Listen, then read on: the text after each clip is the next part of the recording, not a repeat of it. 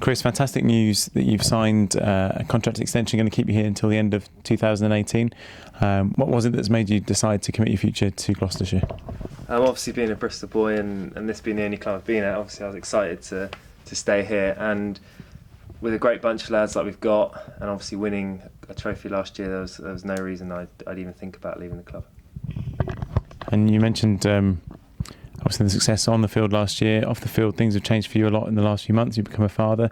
You mentioned you're a Bristol lad. I imagine it must be lovely to put down roots locally in the city where you've grown up and where you've played all your cricket. It must be nice to have that security going forward. Yeah, definitely. That was obviously one thing I was pleased to get a bit of security with. Obviously a new baby coming into the picture, and it's going to open up a new challenge next year. But hopefully I'll be able to still perform well and help the team out next year as well. And your contract extension comes off the back of Rodders and Tom Smith committing their futures as well. How important is it for the club to keep the players together as a squad going forward?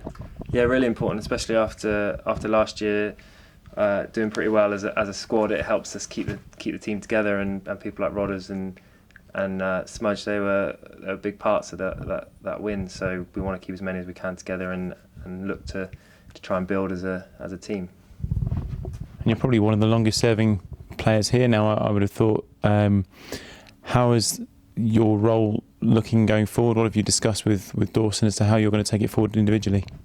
I think obviously being here quite a while like I have, I need to step up and be one of the main players in the team, and I've been trying to obviously do that for a few years now, but this is a season where I really need to step up and take some ownership. Obviously we've got Marshy, who's been here a while and a senior player, but I'm also a senior player now, so I need to take on that sort of role. And you scored over 1,000 runs in the Championship last year, a fantastic knock here to finish the season with. What are your individual hopes for next season? Are you hoping to consolidate in all forms of cricket, or is it one area more than another? No, definitely would like to perform in all forms of cricket. Obviously last year probably didn't have a standout season in the white ball form, and I'd like to improve on that and hopefully keep on going well in the red ball stuff. But yeah, definitely like to have a real good season in the white ball stuff next year. And we mentioned you've been here for quite a while, but still a young man, and young in terms of your cricket career as well. How important is it the people that you've got here to help you develop, the likes of Michael Klinger coming back, committing his future for a couple of years, and your relationship with Dawson, Harvey and those kind of guys? How important is that for your development going forward?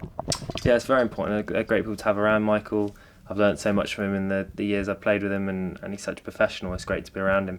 And Dawson, Harvey are just easy-going people, and you can really speak to them and learn from them, and they've played the game, so it's brilliant to have people like that in the team. And finally, obviously we mentioned you're a Bristol lad, and I know that the supporters have a special place in their heart for you being a local lad. You know what the atmosphere is like here on a Friday night, particularly for T20, better than most. How much are you looking forward to playing under floodlights here, and how do you think that will change the atmosphere a little bit? Yeah, I'm really looking forward to it. Obviously we get to play on under floodlights and other grounds like Chelmsford and places like that, and it can be quite a hostile atmosphere being the away team, and hopefully it'll give us a bit more of a home advantage having big crowds and that late night sort of game. So I'm really looking forward to playing under the lights.